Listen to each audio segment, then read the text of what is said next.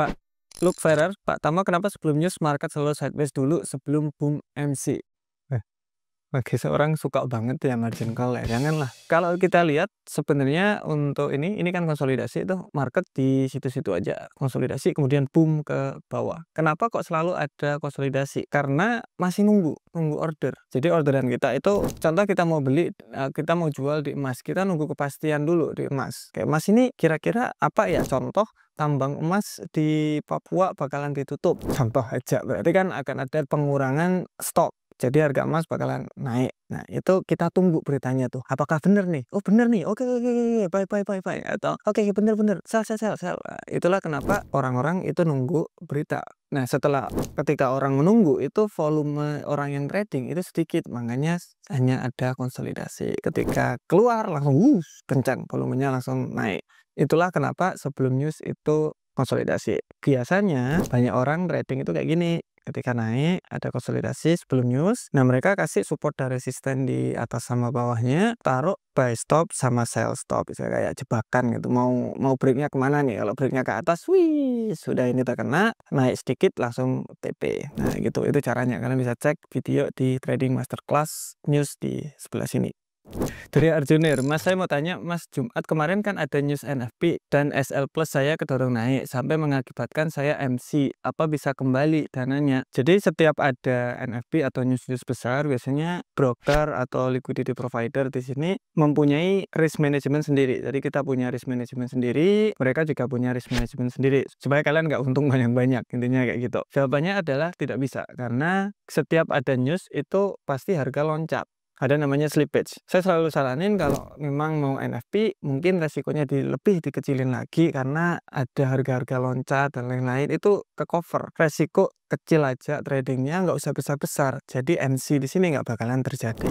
Jadi kalau dibilang ini salah siapa? Menurut saya si tradernya ini memang harus aware bahwa trading di sini berbahaya dan harus pakai resiko yang kecil. Bukan masalah di broker sama LP. Dari Evli 666, Mas, pendapatnya sama orang yang suka ikut sinyal sana sini, kadang profit kadang loss. Jawabannya adalah nggak punya pendirian. Jadi orang itu kalau mau trading punya satu metode, kemudian diasah terus-menerus sampai mungkin 10.000 jam. Kemudian dia tahu tuh, oke, ini setup yang bagus buat saya, ini nggak bagus buat saya mau entry yang bagus-bagus saja. Kalau orang hanya ngikuti sinyal aja, menurut saya dia nggak bakalan belajar nanti dan nggak bakalan bisa jadi trader yang bagus. Kecuali katakanlah kita ada buy posisi, saya ada buy posisi juga, kenapa ya? Jadi belajar di situ menurut saya oke. Tapi kalau hanya ngikut aja kurang bagus. Oke, dari Muhammad Rizky Fahrezi, Mas Rizky, tolong jelaskan cara nentuin support dan resisten di time frame H1, M15 dan 30. Soalnya saya baru pemula, belum paham. Oke, support resisten sebenarnya simple sekali. Mana area yang sering ke reject gitu aja. Oke, contoh di M30 kita contohin mana sih area yang sering ke reject. Kalau kalian bingung, kalian bisa pakai line juga nggak apa-apa, line chart. Cari pergerakan yang lumayan signifikan. Jadi contoh ini nyentuh reject. Berarti ini adalah area support dan resisten. Mana lagi bawah nih nyentuh reject. Nggak perlu tepat banget. Ini yang paling terakhir, nyentuh reject. Nah, sekarang udah break. Berarti kemungkinan kemana nih? Ya, kemungkinan akan lanjut turun sampai di 2718.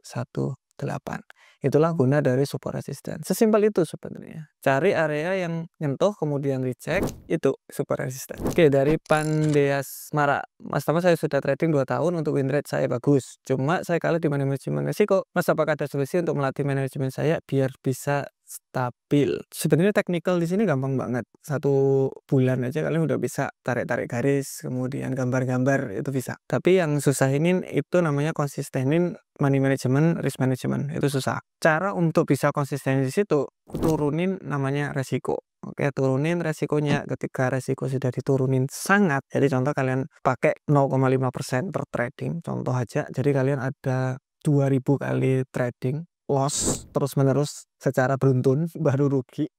Risk and reward 1:2, itu nggak bakalan mungkin margin call. Dimana itu dulu, jadi banyakin trading dulu dengan risiko kecil. Setelah kuantitinya dapat, Nah, disitulah Bapak bakalan paham, saya udah kebiasaan nih kayak gini nih. Resiko kecil saya udah biasa, kemudian profit konsisten juga biasa, risk management juga biasa, money management sudah biasa. Nah, itulah waktunya Bapak naikin resikonya. Kemudian cuma ngambil quality trading. Jadi cuma hanya mengambil trading-trading yang berkualitas. Jadi dari 100 kali trading, Bapak mungkin trading hanya 20. Hanya ngambil yang bagus-bagus aja. Oke, terakhir dari Boy. Bentar, itu kalau harus nunggu dulu berarti nanti entry-nya kejauhan dong. Buat akun yang modalnya kecil, balik lagi kita harus mikirin resiko. Nah, adakah jawaban dari pertanyaan gitu solusinya? Kayak ada namanya multiple time frame, Pak. Jadi contoh market di sini kan. Nah, udah jalan nih, udah jalan jauh nih. SL-nya anjang loh, Pak, di sini dong. TP-nya di sini. Ya, kebesaran. Tapi sebenarnya kalau Bapak lihat, ini kan trennya masih panjang nih, masih naik nih.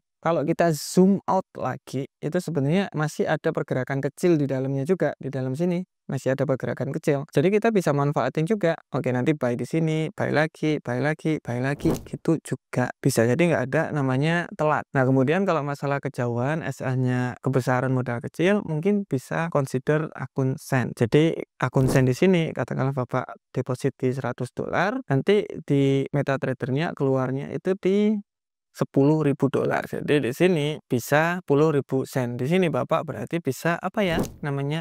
Resikonya bisa diatur lebih bagus lagi. Berarti dapatnya kecil dong, modalnya kecil, Pak. Jadi dapatnya jangan berpikiran bakalan dapat miliaran atau puluhan juta kalau modal hanya 1 juta. Jadi kita harus memang realistis. See you next video.